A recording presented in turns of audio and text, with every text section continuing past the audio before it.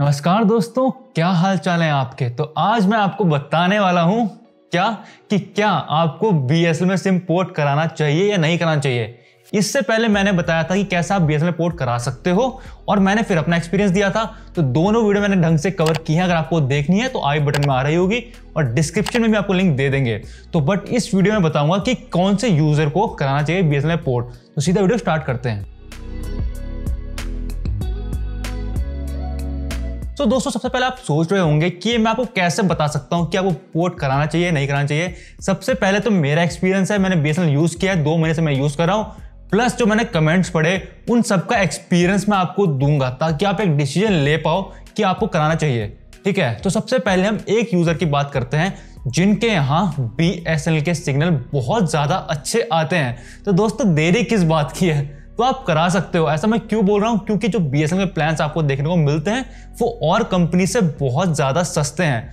तो अगर आपको सस्ते प्लान्स मिल रहे हैं प्लस साथ में आपके सिग्नल भी अच्छा आ रहे हैं तो दोनों चीजें काफी अच्छा कॉम्बिनेशन देती हैं आपको। बट यहाँ पर एक कंडीशन ये आती है, अगर आप ज्यादा ट्रैवल करते हो तो आपको एक बारी को दिक्कत आ सकती है बीएसएनएल लेकर, क्योंकि बीएसएनएल के सिग्नल हर जगह नहीं आते इंडिया में। तो ये आप एक बात ध्यान रखना। अगर आप एक जगह स्टेबल रहते हो, मतलब आप घर में रहते हो, घर से ऑफिस जाते हो और वहां सिग्नल अच्छा आते हैं बीएसएनएल के, तो आपके लिए बढ़िया रहेगा। अगर आप ज्यादा ट्रैवल करते हो तो आपको थोड़ी दिक्कत फेस करनी पड़ सकती है, क्योंकि ट्रैवल के टाइम आप गूगल मैप्स वगैरह चलाते हो, आपको थोड़ी जगह एक्सप्लोर करनी पड़ती है, तब आपको थोड़ी नेट की जरूरत पड़ती है, तो वहां आपको दिक्कत आएगी। बट अगर आप ट्रैवल के टाइम कॉलिंग करना चाहते हो तो कोई दिक्कत नहीं आएगी, क्योंकि बीएसएनएल का 2G कवरेज इंडिया में सबसे ज्यादा है, तो आपको कोई भी कॉलिंग में दिक्कत नहीं आनी चाहिए। तो दोस्तों, यहाँ से अपने सेकंड कैटेगरी के ऑडियंस पे आते हैं जिनके यहाँ बीएसएनएल के सिग्नल नहीं आते, जो कि मोस्टली ऑडियंस हमारे जो कमेंट सेक्शन में दिखती है वो यही होती है कि सबसे पहले सर हमारे यहाँ बीएसएनएल के सिग्नल नहीं आते, हम क्या करें। दोस्तों, आपको बीएसएनएल लेने की कोई जरूरत नहीं है, क्योंकि अगर आपको सर्विस ही नहीं मिल रही है तो आप सस्ते रिचार्ज करोगे भी क्या। और आप पूछोगे अगर मैं बीएसएनएल ना लूं तो कौन सा लूं, तो आप एक बारी को जियो ट्राई कर सकते हो, क्योंकि जियो के प्लान्स कंपैरेटिवली वी और एयरटेल से अच्छे हैं। बट एक बात का ध्यान देना, अगर जियो के सिग्नल भी आपके यहाँ नहीं आते तो क्या ही फायदा होगा। जैसे आपके बीएसएनएल कोई फायदा नहीं है, आपका जियो में भी कोई फायदा नहीं है। थोड़े एक्स्ट्रा पैसे देकर आपको अच्छी सर्विस कोई एयरटेल या वोडाफोन प्रोवाइड कर रहा है तो आप मेरे हिसाब से वही लेना, क्योंकि सर्विस बहुत ज्यादा मैटर करती है। सपोज आपको बीएसएनएल अनलिमिटेड डाटा दे भी देता है, अगर आपके यहाँ सिग्नल ही नहीं आएंगे तो आप इसे यूज ही नहीं कर पाओगे, तो उस अनलिमिटेड डाटा का क्या फायदा। जो अगर सपोज एयरटेल आपको 1 GB दे रहा है अच्छी स्पीड के साथ, वो आपके लिए ज्यादा बेनिफिशियल रहेगा, आप उसे यूज तो कर पाओगे एटलीस्ट। तो यहाँ पे इस बात को समझो, अगर सिग्नल नहीं आ रहे हैं तो वो सिम यहाँ पे किसी भी काम का नहीं है, वो चाहे फ्री में ही क्यों ना मिल रहा हो। अब यहाँ से अपने थर्ड टाइप के ऑडियंस पे आते हैं जो बोलती है हमारे यहाँ सिग्नल नहीं आते, बेकार सिग्नल आते हैं, बट हमें फिर भी बीएसएनएल को सपोर्ट करना चाहिए, क्योंकि ये हर भारतीय का एक कर्तव्य है। तो दोस्तों, इस पे मैं आपको 2 चीजें बताता हूँ। पहली बात कि अगर आपको बीएसएनएल को सपोर्ट करना ही, आपको लगता है कि आपका कर्तव्य है बीएसएनएल को सपोर्ट करना, तो आप बीएसएनएल को एज अ सेकेंडरी सिम रख सकते हो। मैंने भी रखा है और personally as a secondary SIM मुझे बीएसएनएल से ऐसी भी कोई दिक्कत नहीं है। मुझे बस ओटीपी लेना होता है, एक मैसेज भेजना होता है और कभी कभार कॉल करना होता है, वो मेरा काम बीएसएनएल एकदम बढ़िया करके करता है, तो मुझे क्या ही दिक्कत होगी। तो अगर आपको सपोर्ट करना है तो मैं रिकमेंड करूंगा आप अपना सेकेंडरी सिम बीएसएनएल रखना और उम्मीद करना जब बीएसएनएल 4G पूरे इंडिया में आएगा तो आपकी बीएसएनएल की स्पीड अच्छी हो जाएगी और उसे आप प्राइमरी सिम भी ऐसे यूज कर पाओगे। अब यहाँ से आता है अपने सेकंड टाइप के लोगों पे जो बोल रहे हैं नहीं हमें तो प्राइमरी सिम ही रखना है चाहे सिग्नल आए ना आए।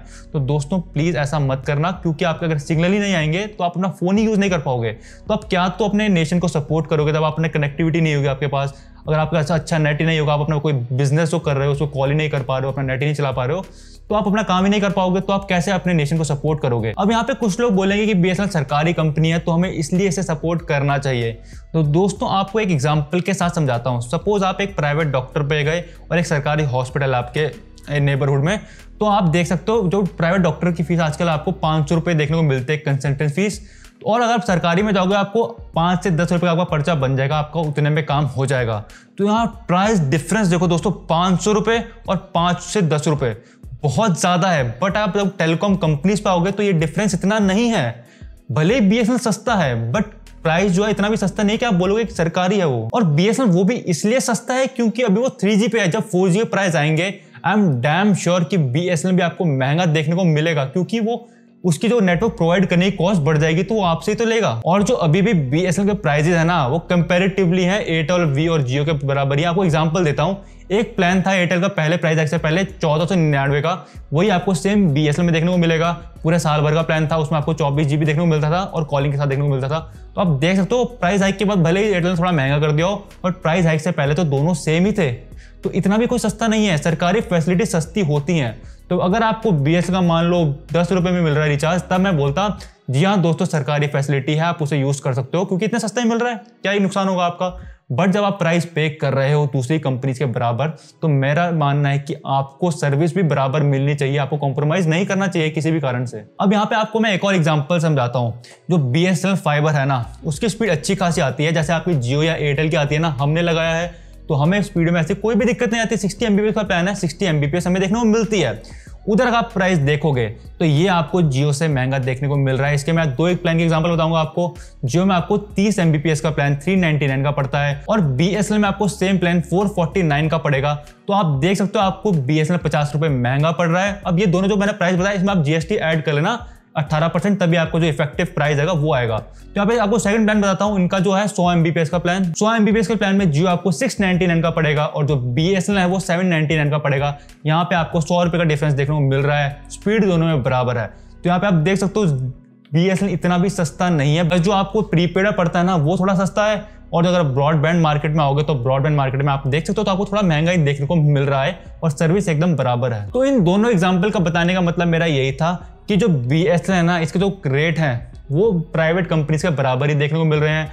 अगर ये सरकारी है तो इसे सरकारी रेट होनी चाहिए, थोड़ा आपको कम रेट में मिलना चाहिए। अगर बराबर ही रेट में मिल रहा है तो क्या ही मतलब होता है सरकारी कंपनी का और एक प्राइवेट कंपनी का। और अगर रेट बराबर होंगे तो पर्सनली मैं तो वही प्रेफर करूंगा जिसमें मुझे अच्छी सर्विस मिलेगी।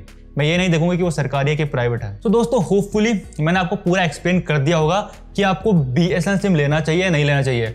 अब कोई पर्टिकुलर लॉ नहीं है कि नहीं लेना या लेना है, आप अलग अलग तरह की ऑडियंस है, आप उस ऑडियंस में आते हो तो आप लो, नहीं आता तो मत लो, ठीक है। अब इससे रिलेटेड मैं आपको कुछ क्वेश्चन आंसर करना चाहूंगा ताकि आपको पूरा क्लियर हो जाए, जो भी बेसिक डाउट होंगे आपके मन में वो मैं पूरे क्लियर कर दूंगा।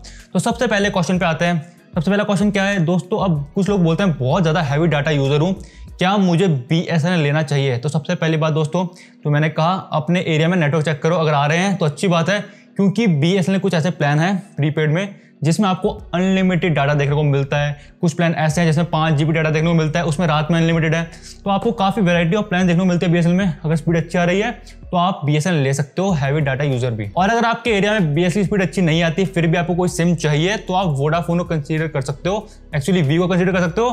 क्यों? क्योंकि उसमें आपको रात को अनलिमिटेड डाटा देखने को मिलता है और वी का जो पोस्टपेड है उसमें आपको 2 प्लान ऐसे हैं लास्ट के जिसमें अनलिमिटेड डाटा है। तो आपको अगर अनलिमिटेड डाटा चाहिए तो आप वी को भी कंसीडर कर सकते हो अगर आपके प्राइस कोई इश्यू नहीं है। अब यहाँ से अपने सेकंड क्वेश्चन पे आते हैं कि क्या क्वेश्चन है, सर अगर मेरे पास कीपैड फोन है तो क्या मैं BSNL ले सकता हूँ? जी हाँ दोस्तों, BSNL आप जैसे यूजर के लिए एकदम परफेक्ट रहेगा, क्योंकि आपको पता है आपको नेटवर्क से तो मतलब नहीं है, इंटरनेट से तो मतलब नहीं है, आपको मतलब है बस कॉलिंग से। तो कॉलिंग में अच्छे ऑफर्स BSNL के हैं और अब कॉलिंग में भी कोई दिक्कत नहीं आती BSNL पे। तो आप कीपैड मोबाइल में BSNL का सिम लगा सकते हो। और आप अगर कीपैड वाला मोबाइल यूज कर रहे हो तो जियो तो आपके पास ऑप्शन है ही नहीं, तो मैं बोलूंगा BSNL एक अच्छा ऑप्शन आपके लिए। तो दोस्तों यहाँ से अपने तीसरे क्वेश्चन पे आते हैं, मेरे एरिया में नेटवर्क अच्छे नहीं आते तो क्या मैं BSNL 4G का वेट करूं?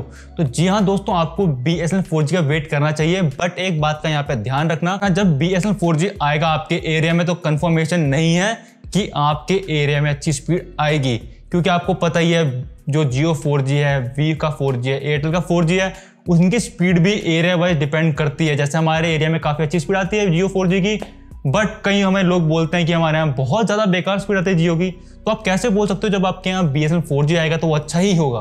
तो जब वो आएगा वो तो तभी पता लगेगा। अब तब तक के लिए वेट करते हैं। यहाँ से अपने फोर्थ क्वेश्चन पे आते हैं। बहुत लोग हमसे पूछते हैं, सर हमारे एरिया में BSNL का सिम नहीं मिल रहा, हम पोर्ट कहाँ से कराएं, हमें पता ही नहीं लग रहा, सिम का पता नहीं लग रहा, हम क्या करें?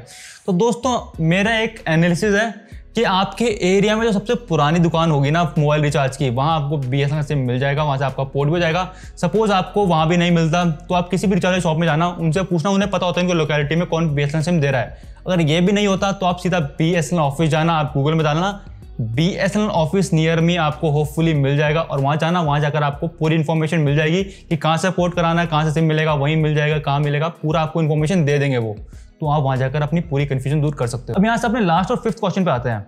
वो क्या क्वेश्चन है? अब बहुत लोग बोलते हैं सर हम दिल्ली और मुंबई में रहते हैं, हमें BSNL का सिम मिल ही नहीं रहा है, तो क्या करें हम? तो दोस्तों जो सरकार है उसने दिल्ली और मुंबई के लिए MTNL कंपनी बनाई है, वहाँ आपको वो देखने को मिलेगी।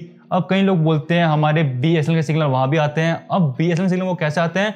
BSNL MTNL के सिग्नल यूज़ करता है वहाँ पे। अगर आप अपने फ़ोन में देखोगे तो वहाँ डॉल्फिन लिखा आता है, डॉल्फिन मतलब MTNL के सिग्नल होते हैं। तो यहाँ पे आप देख सकते हो कि आपके सिग्नल तो आ जाएंगे, बट आपको सिम मिलना वहाँ पे थोड़ा मुश्किल होगा, क्योंकि वो उस एरिया के लिए BSNL बना ही नहीं है। सो दोस्तों होपफुली आपको पूरा नॉलेज मिल गया होगा कि आपको BSNL में पोर्ट कराना है कि नहीं कराना है, और जो आपके एंड में थोड़े डाउट थे वो मैंने क्लियर कर दिए होंगे। तो अगर आपको वीडियो अच्छी लगी हो ना तो उसे प्लीज़ दिल से लाइक करना, और आप चैनल पे पहली बार आए हो और आप ऐसे इन्फॉर्मेटिव कंटेंट देखना चाहते हो तो इस चैनल को सब्सक्राइब जरूर से करना, हमें बहुत ज़्यादा मोटिवेशन मिलती है उससे। और अब मिलते हैं नेक्स्ट वाली वीडियो में। जय हिंद।